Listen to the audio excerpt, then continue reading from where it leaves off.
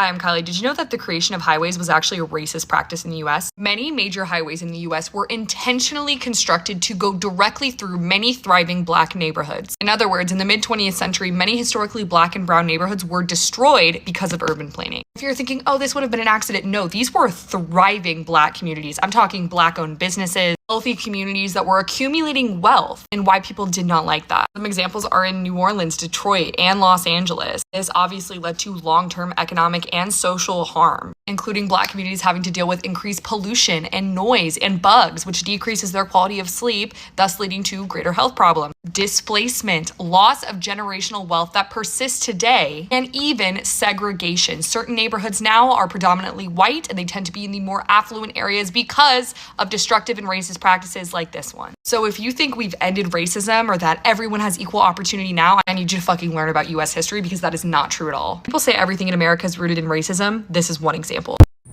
Yeah, man, everything's about race.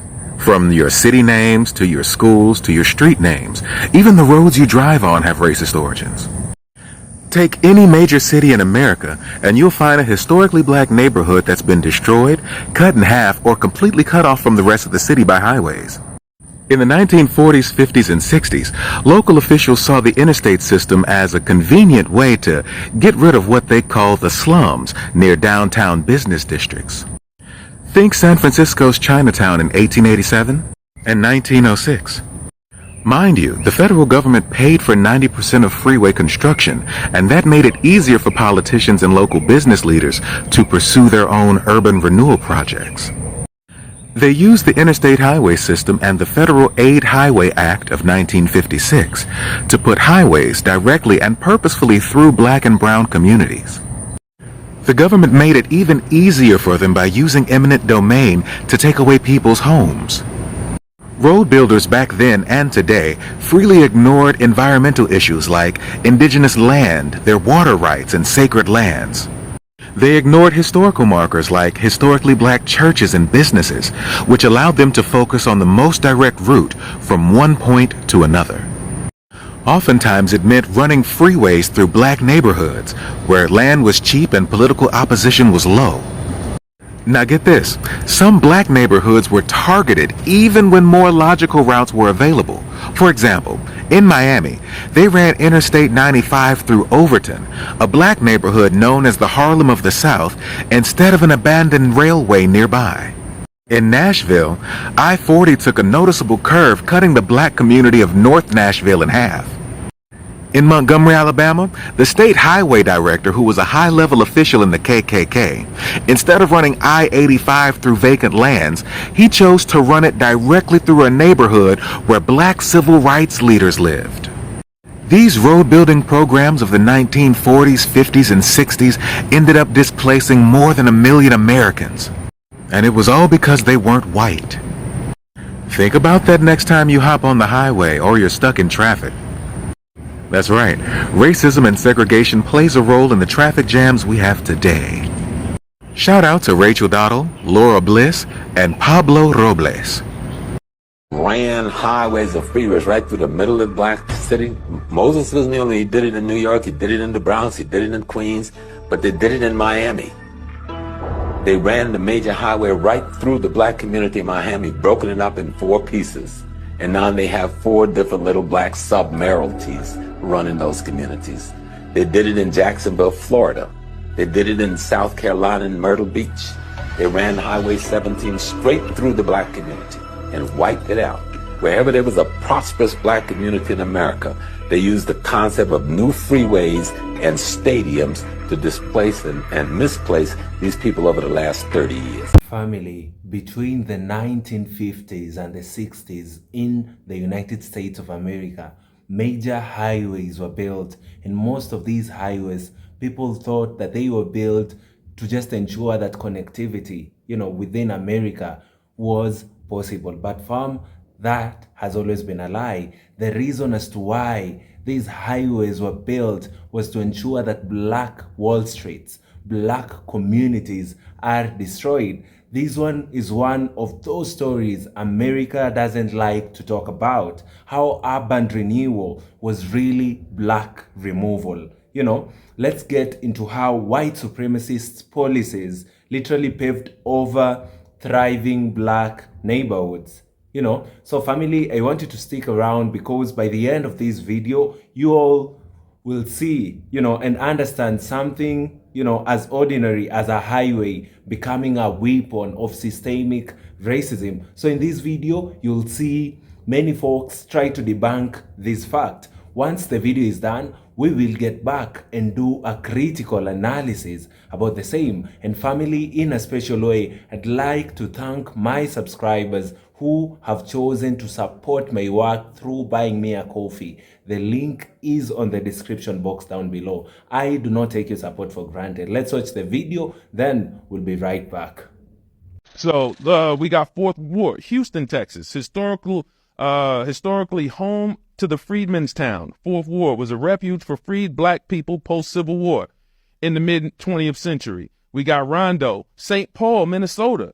Rondo, vibrant black neighborhood in the early mid-1900s. Construction of Interstate Highway 94 in the 1960s split the community, displacing hundreds and dismantling the social and economic networks that held it together. Put a highway right through our city.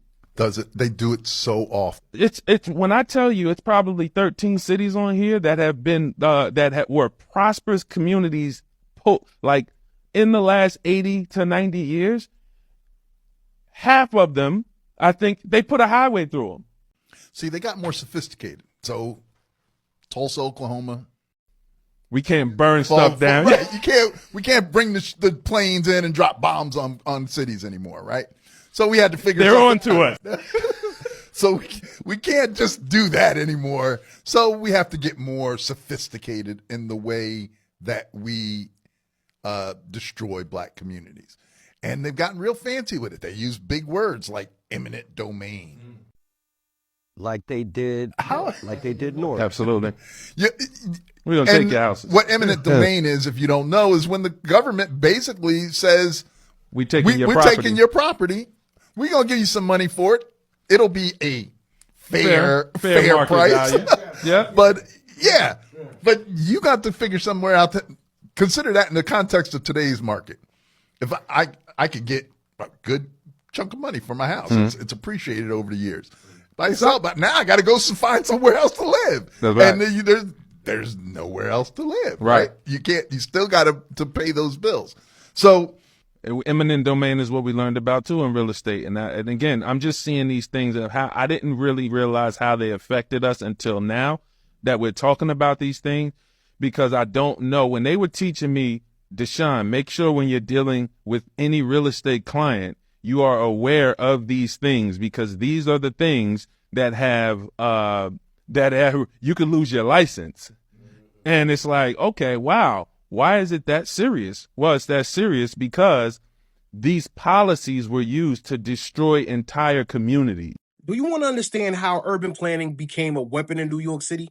Look at Robert Moses, one of the most destructive New Yorkers in our history. Robert Moses didn't just shape New York City, he scripted it. And like all great authors of power, he knew the story isn't just about what's said. It's about what's left out, paved over, walled in. This is the story of a city built to erase, not embrace. This is urban planning, and this is how it became a war. Urban planning sounds harmless. It's maps and zoning, parks and bridges, a city's nervous system. But when the hand behind the plan is racist, the city becomes a cage. Urban planning is how we decide where people live, what they have access to, and how close they are to opportunity or to harm.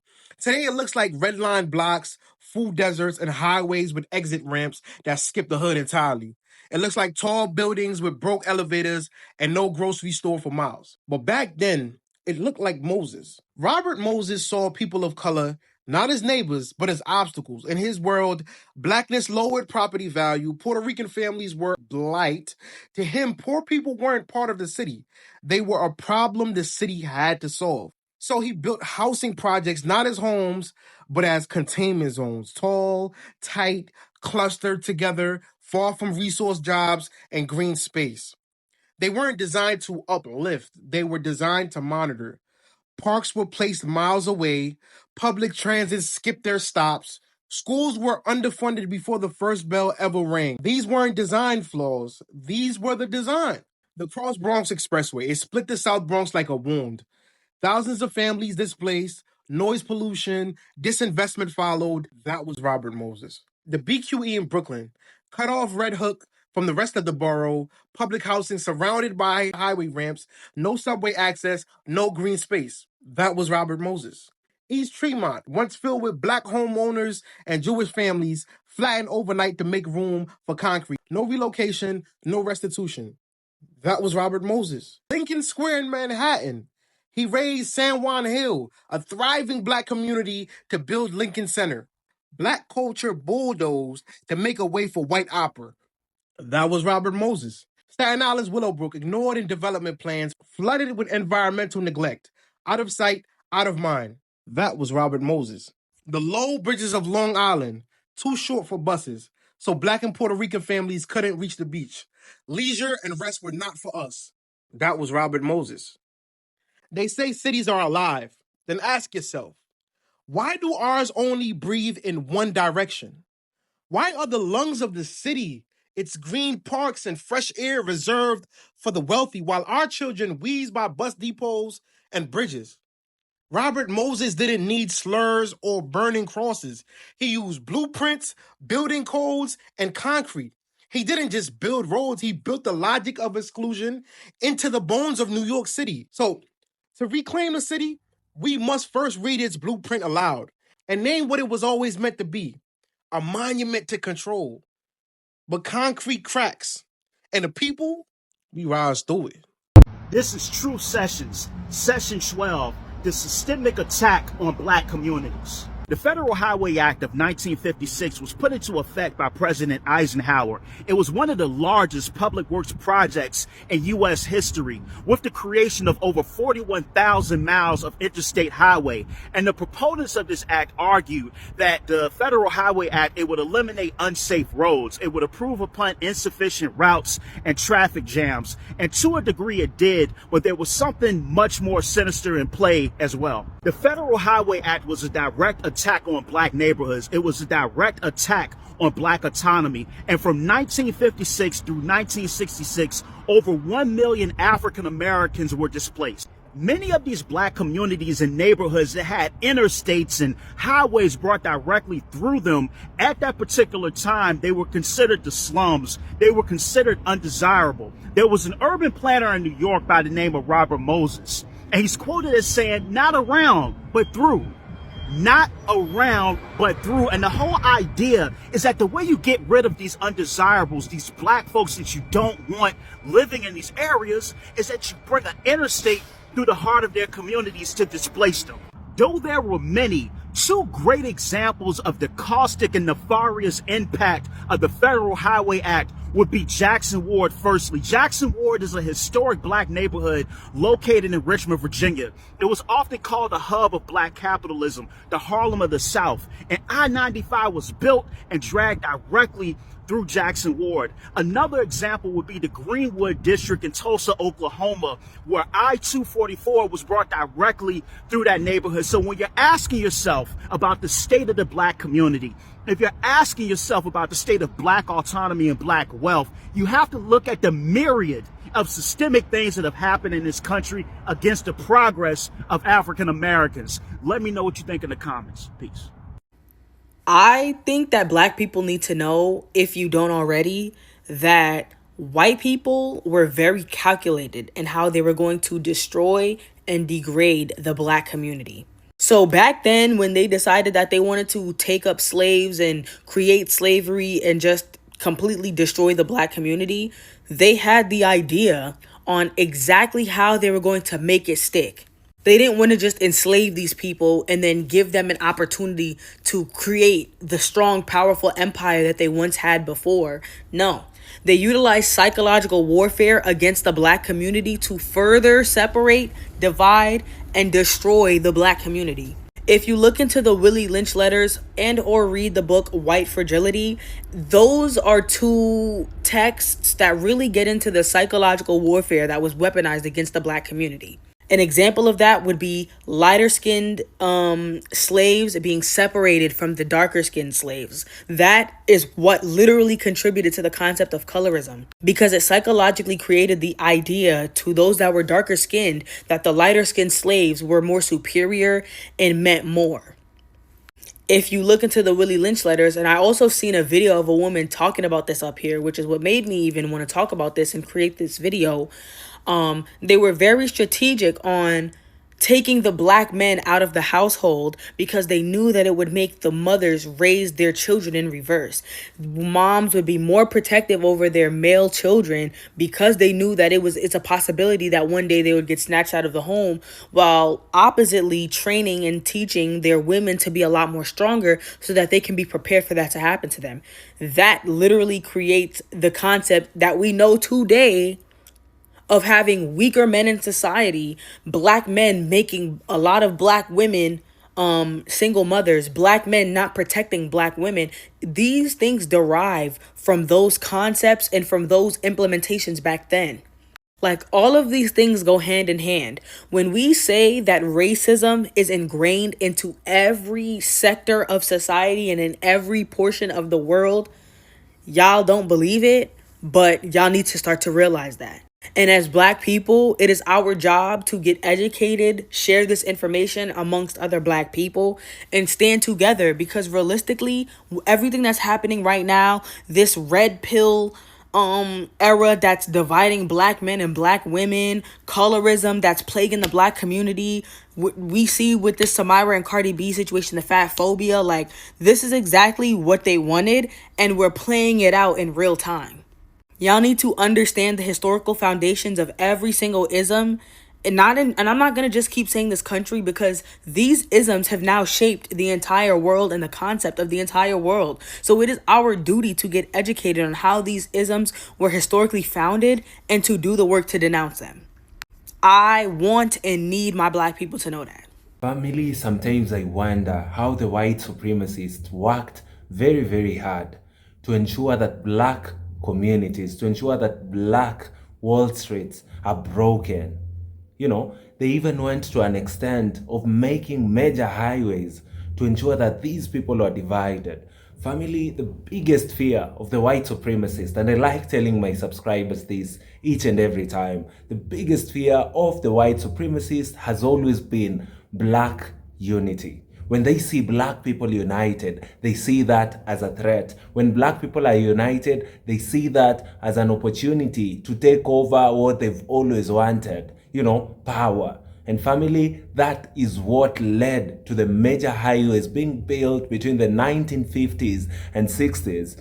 Back in the 1950s to the 60s, when the US government launched its massive highway construction, they needed routes through major cities. But instead of building around established neighborhoods, they went through them. And those neighborhoods just happened to be mostly black neighborhoods. Family, from this, you can already get the idea. The original reason for the building of these highways was to ensure that black communities, black Wall Streets are divided. Look at these. There were thriving communities with businesses, churches, schools, and families. They weren't slums like the media, called them. They were just black and successful, and that made them a target. You do not want to see black people successful. You do not want to see black people living together, having their own churches, businesses, and being self-sufficient amongst themselves. That's the biggest threat of a supremacist. Family, that is the strategy that they used against us, people of color, in the 1950s. City planners and politicians used terms like slum clearance and urban renewal, but those were just code words. Highways were placed strategically to cut off black neighborhoods from downtown businesses, districts, and wide suburbs. It was a way to isolate, control, and erase black spaces under the cover of progress. They want to erase us. They want to lie, trying to disunite us by pushing an agenda, of progress, an agenda of development, See how they called it progress, but progress for who? Because for black families, it meant displacement, it meant poverty, it meant losing generations of wealth. When they built those highways, thousands of black families were forced out. Homes were bulldozed. Businesses were shut down. Whole communities disappeared overnight. And that is what made them happy. Just ensuring that black people have lost what they've been building for years. And even today, the effects are still there. Those same highways created physical barriers, dividing black and white neighborhoods, increasing pollution in black areas, and killing, property values. It wasn't just concrete they poured. It was policy, it was racism cemented into the landscape of America. Now, decades later, some cities are trying to fix this. There are talks about removing highways and rebuilding those neighborhoods. But how, do you replace what has already been lost? You can't rebuild culture. You can't rebuild history or the sense of community that was already stolen. Family, from this story, you notice that most of the major highways you see in America today were built on an ill motive. The initial intention for the building of these highways was to ensure that black properties are destroyed, to ensure that whatever black people had worked for the longest time, is just getting bulldozed. They wanted to ensure that our people are divided. The end goal of the building of these roads was black erasure, This wasn't just transportation. It was about domination, about making sure black people stayed, separated and powerless. They wanted to disunite us, ensure we are powerless, and for us to lose whatever we've worked for so many years. This is why we can't just talk about racism in terms of speech or police brutality. It's also in the streets we drive on the neighborhoods we live in, and the way cities were designed. America didn't just build highways, it built systems that destroyed black futures. If you learned, something today, hit that like button, drop a comment and share these to more people to understand how deep, they used our communities to ensure that these highways were built. They went out of their way to ensure that black people, tears, will benefit them by ensuring that black folks are powerless. This is why we can't just talk about racism, as I have mentioned, in terms of hate speech or police brutality. It's also in the streets we drive on, the neighborhoods we live in, and the cities, that were designed in the time. Family, let me know in the comment section down below what you think about this specific episode. Kindly like the video so that it can be recommended to other YouTube users, and I'd be very, very grateful. Lastly, I'd really appreciate if you all take your time to subscribe to the channel. The goal of this channel has always been to talk about the real black history, not the whitewashed one, the real black history, and ensure that we tell black stories the black way. Because if we give the white supremacists an opportunity to tell our stories, we all know what they do. They push an agenda and they whitewash our story. Let us grow together and ensure that black stories reach out as many people as possible. Kindly subscribe, share, and like the video. Thank you, and see you all in our next episode. Goodbye for now.